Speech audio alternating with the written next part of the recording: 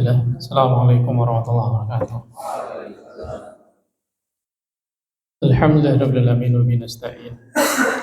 Wassalatu wassalamu ala asrafil anbiya'i wal mursalin wa ala alihi wa ashabihi wa man tabi'ahum bi ihsanin ila yaumiddin. Qala Allah tabaraka wa ta'ala fi kitabihil karim, ya ayyuhalladzina amanu taqullaha haqqa tuqatih wa la tamutunna illa wa antum muslimun. Wa qala jalla fi ula, ya ayyuhan nasu taqu rabbakum alladzi khalaqakum min nafsin wahidah wa khalaqa minha zawjaha wa batha minhuma rijalan katsiran wa nisaa'a wattaqullaha alladzi tasaaluna bihi wal arham innallaha kana 'alaikum raqiba.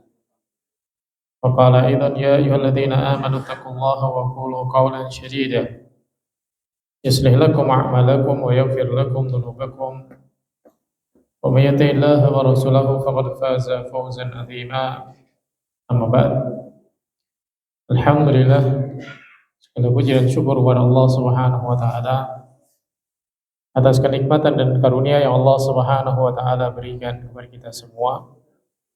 Kemudian semoga salawat dan salam senantiasa diberikan kepada Nabi Muhammad sallallahu alaihi wasallam, diberikan kepada para sahabatnya, keluarganya, dan juga seluruh orang-orang yang mengikuti petunjuk beliau dengan baik sampai kelak datangnya hari kiamat. Saudara sekalian yang dimuliakan oleh Allah Subhanahu wa taala, melanjutkan pembahasan dari kitab Tafsir Sairin fi Thariqis Shalihin ila Rabbil Alamin. Kita masuk ke dalam pembahasan bab fadlu salatid duha, bab tentang keutamaan dari salat duha. Imam Muslim meriwayatkan hadis dari jalan sahabat Abu Dzar radhiyallahu taala anhu. Ani Nabi sallallahu alaihi wasallam, dari Nabi sallallahu alaihi wasallam, annahu qala, bahwasanya beliau berkata, yusbihu ala kulli sulama min ahadikum shadaqatun. Jadi setiap hari seseorang mendapatkan kewajiban atau diperintahkan oleh Allah Subhanahu wa taala untuk bersedekah sebanyak jumlah ruas tulang yang dia miliki. Sulama ini adalah sendi-sendi atau ruas-ruas tulang yang dia miliki.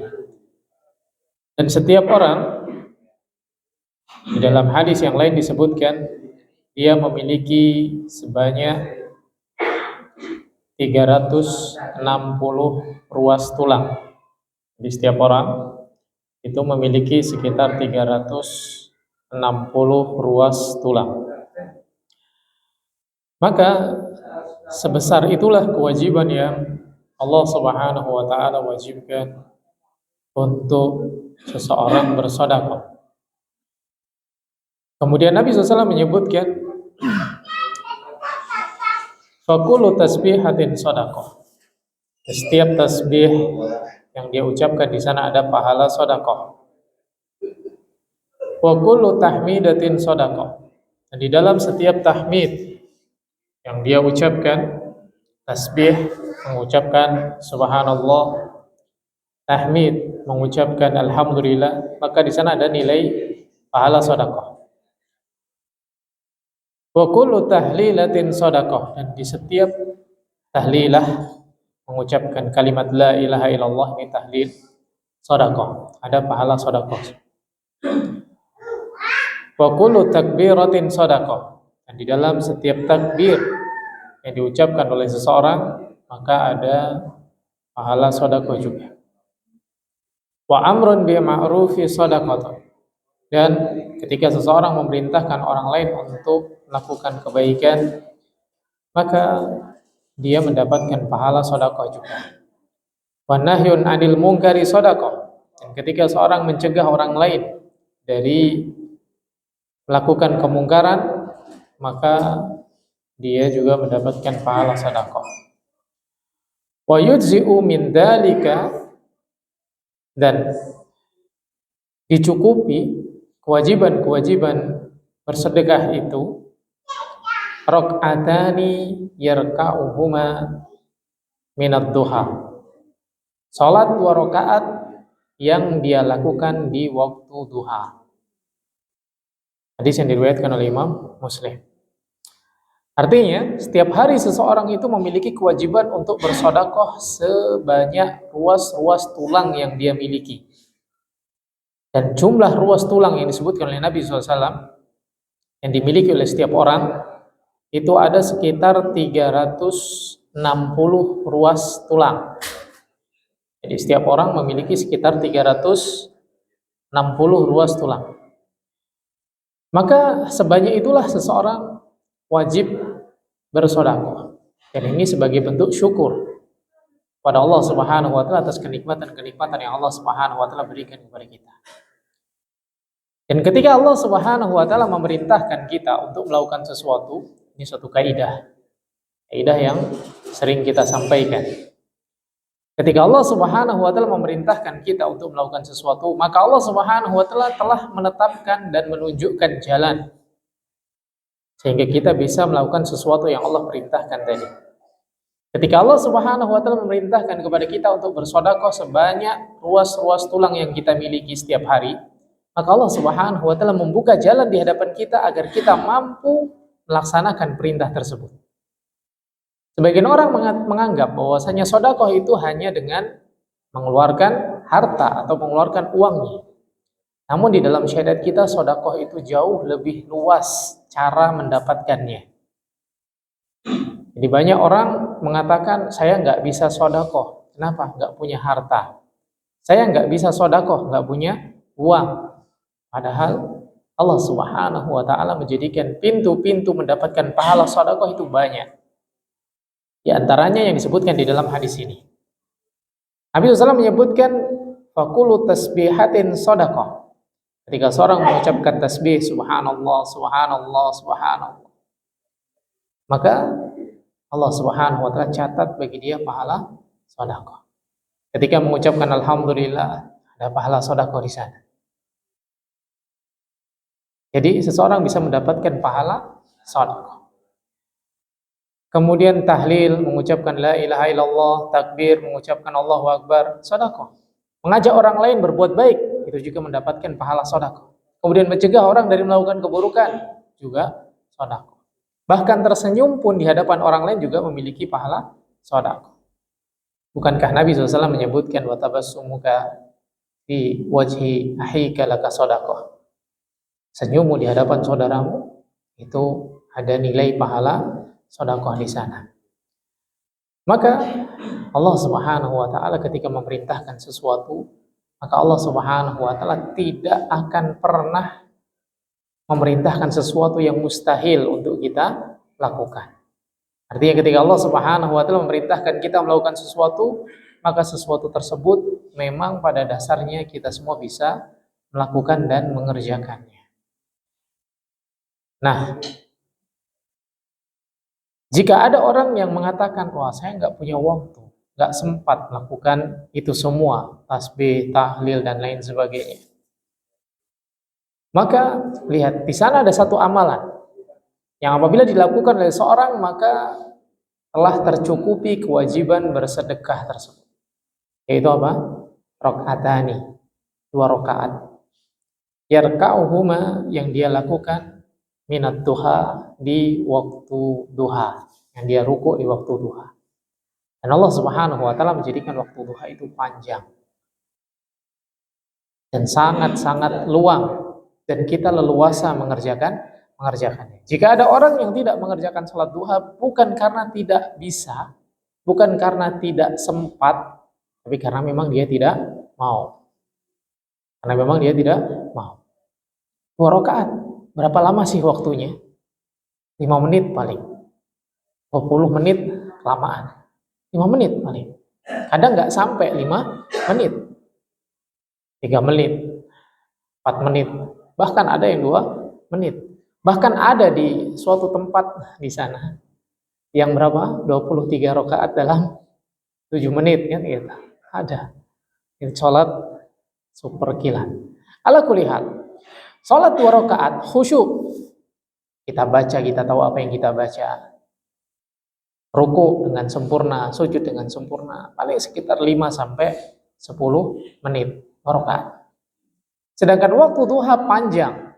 Kapan waktu duha? Mulai dari terbitnya matahari kemudian meninggi 1 tombak sampai sebelum matahari tergelincir atau sampai sebelum waktu istiwa. Anggap saja jam 6. Anggap saja jam 6 pagi. Maka kalau sekarang duhur itu setengah 12 ya sekitar sampai jam 11. Jam 6 sampai jam 11. Waktu yang sangat panjang. Dan kita bisa melakukan kapan saja. Lakukan di jam 8, jam 7, jam 9, jam 10, setengah 10. Ada waktu luang berwudu. Salat 2 rakaat, salat duha. Maka tercukupi kewajiban sedekah setiap hari. Setiap hari Allah Subhanahu wa taala mensyariatkan kita bersedekah sebanyak ruas tulang yang kita miliki. Kalau seandainya seseorang menilaikan 1 sedekah dengan 1000, maka setiap hari dia sedekah dengan uang sebanyak 360.000. Banyak enggak? Banyak ya, banyak. Tapi pahala sedekah jauh lebih banyak lagi. Dan Allah Subhanahu wa taala menjadikan sedekah itu tidak selamanya berupa harta. Amalan-amalan yang kita lakukan ini banyak sekali memiliki pahala-pahala sedekah. Ala kulli hal. Syahid atau faidah yang dapat kita ambil dari hadis ini adalah tentang keutamaan salat duha. Bahwasanya salat duha 2 rakaat yang dilakukan oleh seseorang di waktu duha itu mencukupi kewajiban seseorang di dalam melaksanakan perintah bersedekah. Yusbihu ala kulli sulama min ahadikum sadaqah. Seorang diperintahkan atau diwajibkan untuk bersedekah setiap hari sebanyak ruas tulang yang dia miliki, dan itu dicukupkan dengan salat 2 rakaat di waktu duha. Jadi salat duha itu disebut sebagai salat duha karena dia dikerjakan di waktu duha. Dan seorang boleh mengerjakan kapanpun. Misalkan pagi dia salat duha, jam 7 salat duha. Kemudian jam setengah 9 nanti ada waktu kosong lagi, dia sholat duha lagi, nggak masalah. Jadi sholat duha itu bukan 1 rangkaian, harus 8 rakaat, harus 4 rakaat. Nah, kapanpun ada kesempatan kita sholat, ada kesempatan kita sholat lagi, ada kesempatan sholat lagi. Maka ini tidak mengapa, diperbolehkan. Saya sudah sholat syuruk, boleh nggak sholat duha? Boleh, nggak masalah. Sholat duha. Seperti itu. Kemudian hadis yang berikutnya. Jadi waktu salat duha itu adalah setelah matahari terbit, kemudian matahari itu meninggi setinggi tombak, ini awal waktu duha atau waktu syuruk. Kemudian sampai sebelum zuhur. Sampai sebelum zuhur. Dan waktu yang utama itu adalah di saat matahari sudah meninggi dan panas. Semakin akhir, maka itu lebih utama. Nah, selanjutnya, rawa Abu Dawud. Imam Abu Dawud meriwayatkan hadis. Wassahahahu al-Albani. Dan si Albani mengatakan hadisnya adalah hadis yang sahih. An Abi Buraidah, dari Abu Buraidah. Qala, beliau berkata, sami'tu Rasulullah sallallahu alaihi wasallam, aku mendengar Rasulullah sallallahu alaihi wasallam yaqul, Nabi sallallahu berkata, fil insani salasu mi'atin wa sittuna mafsilan. Di dalam tubuh manusia itu ada 360 ruas tulang atau 360 ruas tulang. Fa'alaihi ayyatasaddaqa an kulli mafsilin minhu bisadaqah. Maka wajib bagi dia untuk bersedekah di dalam setiap ruas tulang yang dia miliki dengan sedekah. Nah, para sahabat radhiyallahu ta'ala anhu, mereka juga memikirkan sesuatu yang sama dengan yang dipikirkan oleh kebanyakan dari kita. Jadi ketika mendengar Nabi SAW memerintahkan setiap ruas tulang itu hendaknya dikeluarkan sedekahnya, maka Mereka ada yang menganggap, bahkan banyak yang menganggap sedekah itu dengan apa? Harta. Maka mereka berkata, mereka para sahabat berkata, "Wa man yantiqu dzalika ya Nabiullah." Kalau gitu siapa yang mampu melakukan itu semua wahai Nabi Allah?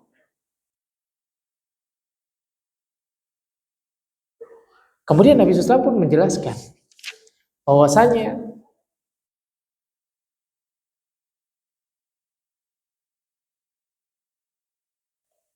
banyak sekali amalan-amalan yang kalau dilakukan oleh seorang itu memiliki pahala sedekah.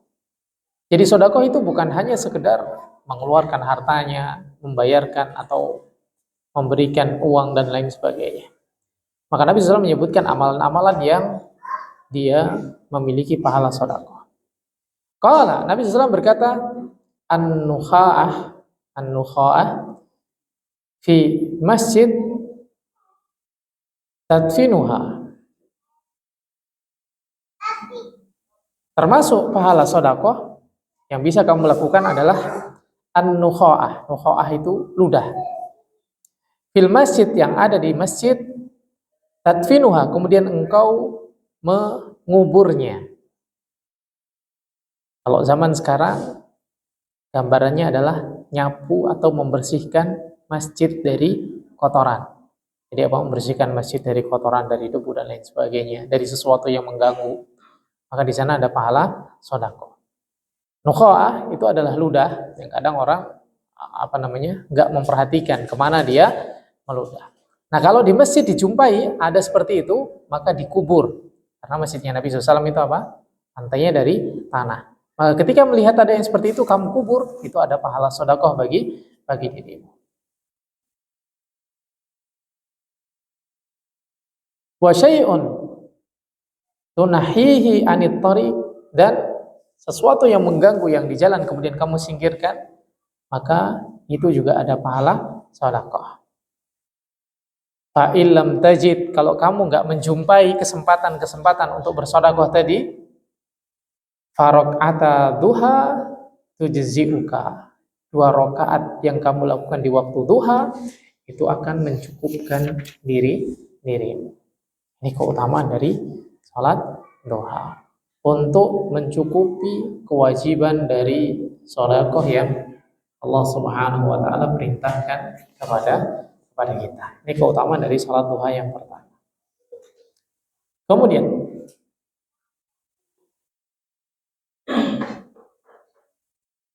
keutamaan salat duha yang berikutnya adalah salat duha akan menjadikan seseorang mencapai derajat awwabin. Apa itu awwabin? Awwabin itu adalah ta'iin, orang-orang yang taat kepada Allah Subhanahu wa taala. Imam Muslim meriwayatkan hadis dari sahabat Zaid bin Arqam radhiyallahu taala annahu ra'a qauman, bahwasanya beliau melihat suatu kaum yusalluna minad duha, yang mereka mengerjakan salat duha. Faqala, kemudian beliau berkata, amma laqad alimu anna salata fi ghairi hadhihi sa'ah afdal. Inna Rasulullah sallallahu alaihi wasallam qala salatul awwabina hina tarmadul fisal.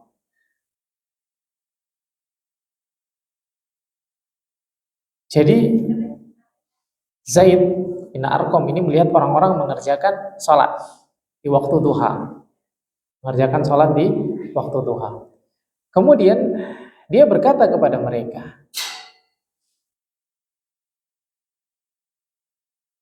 apakah kalian tidak mengetahui bahwasanya salat duha itu ada waktu yang lebih afdal daripada waktu yang saat ini kalian lakukan. Jadi bukan salat duhanya yang diingkari, bukan.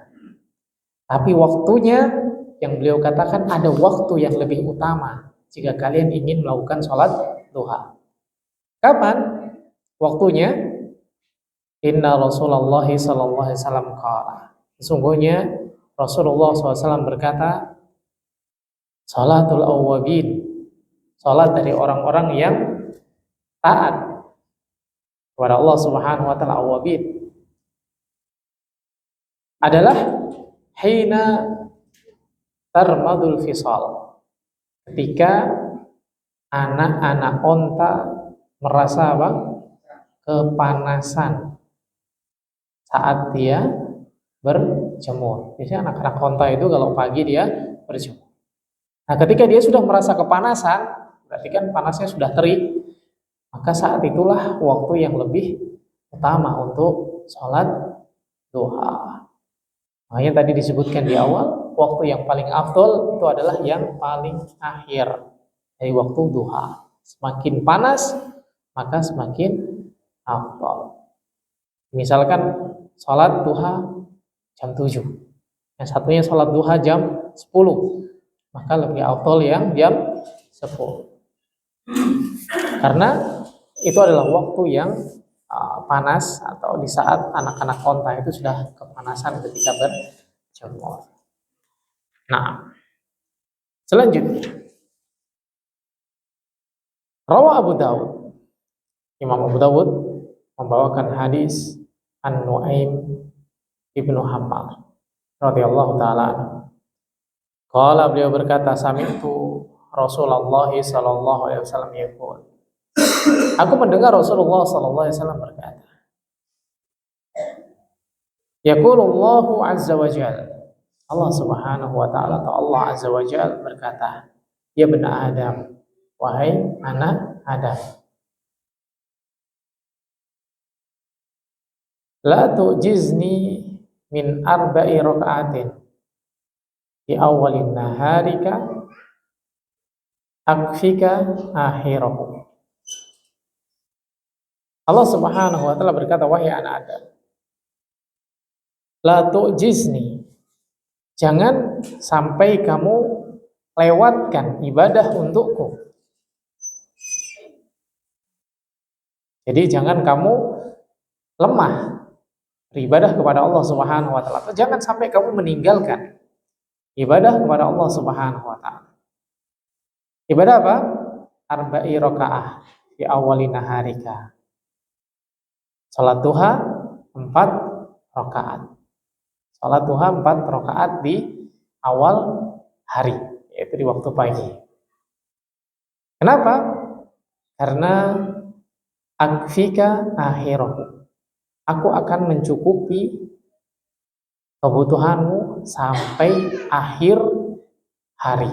Akhiru, sampai akhir hari. Jadi ketika seorang sholat duha di awal hari, pagi hari, maka Allah akan jamin kecukupan sampai habis hari tersebut, sampai akhir dari hari tersebut. Ini keutamaan dari sholat duha. Allah Subhanahu wa taala jaga, Allah Subhanahu wa taala jamin kecukupannya. Maka faedah yang dapat kita ambil dari hadis ini adalah, barang siapa yang sholat 4 rakaat, sholat duha 4 rakaat, maka Allah Subhanahu wa taala akan mencukupkan dia dari segala sesuatu di hari tersebut.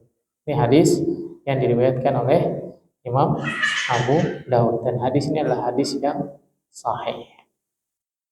Terkadang seorang berkata, aku sudah sholat duha, tapi kenapa Allah Subhanahu wa taala tidak memberikan kecukupan? Maka jawabannya adalah, apakah kita ketika mengerjakan sholat tersebut penuh dengan keimanan, penuh dengan harapan kepada Allah Subhanahu wa taala. Kadang seorang sama-sama mengerjakan sesuatu, yang satunya yakin terhadap Allah Subhanahu wa taala, yang satunya tidak yakin. Maka Allah Subhanahu wa taala akan memberikan kepada yang yakin. Karena athar atau pengaruh dari suatu ibadah itu akan didapatkan ketika ibadah tersebut diterima oleh Allah Subhanahu wa taala. Jadi kalau seseorang merasa kok belum tercukupi, kenapa masih kurang? Bisa jadi sholat dia juga masih kurang. Salat dia belum tercukupi. Salat dia tidak diterima oleh Allah Subhanahu wa taala. Sedangkan janji Allah Subhanahu wa taala hak. Janji Allah itu pasti. Janji Allah Subhanahu wa taala itu pasti. Jadi ketika seorang mengerjakan sesuatu kemudian dia tidak mendapatkan apa yang Allah janjikan, bukan berarti Allah Subhanahu wa taala mengingkari janjinya, bukan. Berarti ada yang salah di dalam dirimu melakukan sesuatu. Apakah niatnya lillah ataukah bukan? Niatnya untuk Allah Subhanahu wa taala ataukah bukan? Orang sholat tapi dia masih melakukan keburukan, masih melakukan kemungkaran. Sholat masih mencuri, sholat masih berdusta, sholat masih melakukan kemaksiatan. Apakah Allah Subhanahu wa taala salah ketika mengatakan inna salat, sungguhnya salat tanha 'anil fahsya'i wal munkar, mencegah dari perbuatan keji dan munkar? Tidak. Allah Subhanahu wa taala tidak salah dan tidak akan pernah salah ketika menetapkan sesuatu. Tapi kenapa ada orang yang salat tapi dia masih melakukan keburukan? Jawabannya adalah yang salah ada di dalam salatnya. Bukan apa yang Allah Subhanahu wa taala sampaikan. Tahu dari mana? Yang salah itu ada di dalam salatnya. Allah Subhanahu wa taala menyebutkan di dalam Al-Qur'an, wailul lil musallin. Celaka orang yang salat. Berarti apa? Yang salah ada di dalam salatnya. Bukan salatnya suatu kesalahan, bukan, tapi cara dia mengerjakan salat itulah yang menjadikan salatnya tidak diterima. Lalai dari salatnya, bermain-main dari salatnya. Niatnya bukan karena Allah Subhanahu wa taala. Seperti orang munafik yang Allah Subhanahu wa taala katakan, "Idza qamu ila sholati qamu kusala, yura'una nas," riya, karena pengen dilihat oleh manusia. Lantas kalau orang ibadahnya seperti itu, kemudian dia mengharapkan janjinya Allah Subhanahu wa taala, maka ini adalah sesuatu yang sangat-sangat jauh atau bisa dibilang mustahil dia akan mendapatkan apa yang dia harapkan dari Allah Subhanahu wa taala. Ketika seruan Allah Subhanahu wa taala tidak dia penuhi. Seperti orang pengen masuk surga tapi dia nggak mau sholat. Pengen masuk surga tapi dia nggak mau puasa. Pengen masuk surga tapi nggak mau mengerjakan perintah Allah Subhanahu wa taala. Maka dia tidak akan pernah bisa masuk ke dalam surganya Allah Subhanahu wa taala. Maka jemaah sekalian dimuliakan oleh Allah Subhanahu wa taala. Hadis yang diriwayatkan oleh Imam Abu Dawud, hadisnya sahih dari sahabat Nuaim bin Hammar radhiyallahu taala anhu.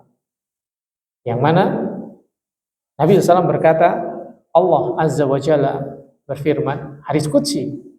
Allah mengatakan, wahai anak Adam, jangan kalian meninggalkan 4 rakaat di awal hari.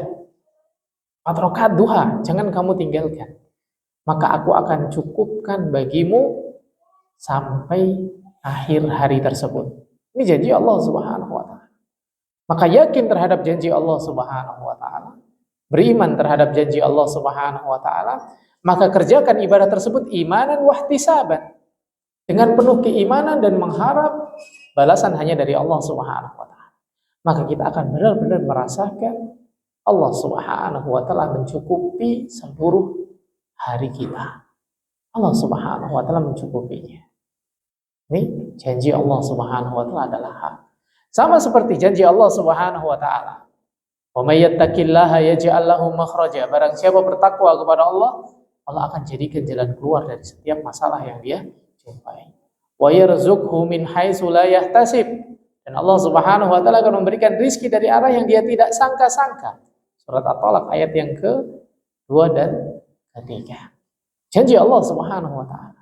Orang bertakwa, Allah berikan rizki dari arah yang tidak dia sangka-sangka.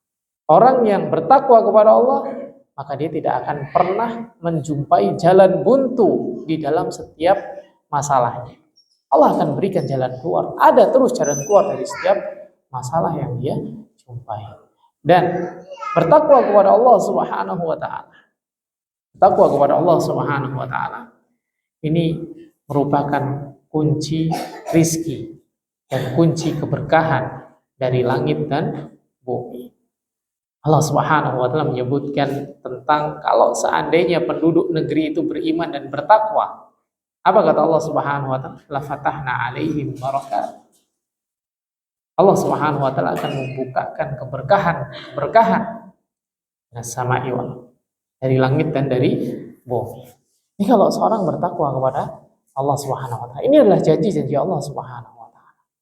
Nah, kalau seorang merasa saya sudah beriman, saya sudah bertakwa, tapi kok belum ditolong, maka itu hanya prasangka dia saja. Kenapa? Dia yang merasa dirinya bertakwa, dia yang merasa dirinya beriman, padahal bisa jadi dia di hadapan Allah Subhanahu wa taala tidak termasuk orang yang beriman dan orang yang bertakwa. Kadang seorang mengklaim merasa dirinya cinta kepada Allah Subhanahu wa taala. Padahal di mata Allah Subhanahu wa taala dia tidak termasuk orang-orang yang cinta kepada Allah Subhanahu wa taala. Terkadang seorang merasa cinta kepada Nabi SAW, namun di mata Allah Subhanahu wa taala dia tidak termasuk orang-orang yang cinta kepada Nabi SAW. Jadi yang jadi acuan kita adalah bagaimana cara agar Allah Subhanahu wa taala mencintai kita. Bagaimana agar Allah Subhanahu wa taala menilai kita sebagai orang yang beriman. Bagaimana agar Allah Subhanahu wa taala melihat kita itu adalah orang yang bertakwa, bukan menurut pandangan dan persepsi kita. Oh, menurut saya orang yang saleh. Menurut saya orang yang rajin. Menurut saya adalah orang yang beriman. Maka itu bukan acuan. Acuannya adalah apakah Allah Subhanahu wa taala ketika melihat kita termasuk dari orang-orang yang beriman. Dan Allah Subhanahu wa taala memberikan tanda-tanda sehingga seseorang itu bisa mengetahui dirinya termasuk orang yang beriman ataukah tidak. Dirinya termasuk orang-orang yang bertakwa ataukah tidak. Dirinya termasuk orang-orang yang dicintai oleh Allah Subhanahu wa taala atau tidak. Maka Allah Subhanahu wa taala memberikan tanda. Dan tanda-tanda tersebut telah disebutkan oleh Nabi SAW. Di antaranya kita bisa mengukur dengan tanda-tanda tersebut kita termasuk orang yang beriman ataukah tidak. Contohnya, Nabi SAW menyebutkan dalam hadis, "Man kana yu'minu billahi wal yaumil akhir falyakul khairan aw liyasmut." Barang siapa beriman kepada Allah Subhanahu wa taala dan beriman kepada hari akhir, maka hendaknya dia berkata yang baik atau diam. Maka lihat, kita lebih banyak berkata yang baik atau diam ataukah berkata yang tidak baik. Kemudian, "Man kana yu'minu billahi wal yaumil akhir falyukrim jarahu." Barang siapa beriman kepada Allah dan beriman kepada hari akhir, hendaknya dia memuliakan tetangganya. Bagaimana sikap dia dengan tetangganya? Apakah mencerminkan dia termasuk orang yang beriman kepada Allah? Sudahkah dia memuliakan tetangganya? Wa man kana yu'minu billahi wal yaumil akhir falyukrim dhaifa. Hendaknya dia memuliakan tamunya. Sudahkah dia memuliakan tamu yang datang kepadanya? Ciri orang yang beriman. Kemudian ciri orang yang beriman yang lain, ayyuminu ahadukum hatta yuhibba li akhihi ma yuhibbu li nafsihi.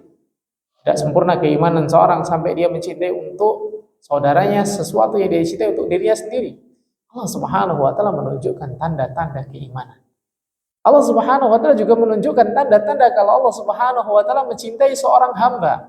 Nabi SAW menyebutkan, "Wa innallaha idza habba qauman ibtalahum." Sudahkah kita merasa kita mendapatkan ujian dari Allah? Kalau kita merasa kita ini diuji oleh Allah Subhanahu wa taala, kemudian kita kembali kepada Allah Subhanahu wa taala, berarti ini tanda kita dicintai oleh Allah Subhanahu wa taala. Kalau seorang diuji oleh Allah Subhanahu wa taala kemudian dia malah berpaling dari Allah, maka ini bukan tanda Allah cinta kepada dia, tapi tanda bahwasanya Allah Subhanahu wa taala murka kepadanya. Hadis Nabi SAW, "Inna idhamil jaza wa idhamil bala." Besarnya pahala sebanding dengan besarnya kesulitan. Wa innallaha idza habba qauman ibtalahum. Allah itu kalau mencintai suatu kaum, Allah akan uji mereka. Faman radiya falahu ridhana.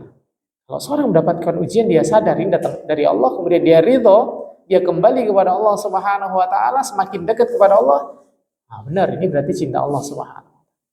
Wa man sahita falahu suhad. Tapi kalau dia marah, dia benci terhadap itu semua, nggak rela diuji oleh Allah Subhanahu wa taala, nggak suka, sehingga dia berpaling dari Allah Subhanahu wa taala, maka dia akan mendapatkan murkanya Allah. Ini bukan cinta Allah, tapi ini adalah azab Allah Subhanahu wa ta'ala. Allah Subhanahu wa ta'ala menjadikan tanda-tanda.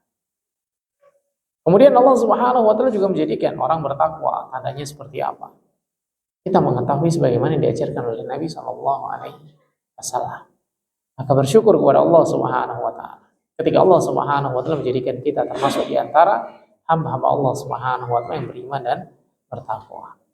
Nah, selanjutnya, jadi salat duha yang kita lakukan 4 rakaat di awal hari, Allah Subhanahu wa taala janjikan kecukupan sampai akhir hari.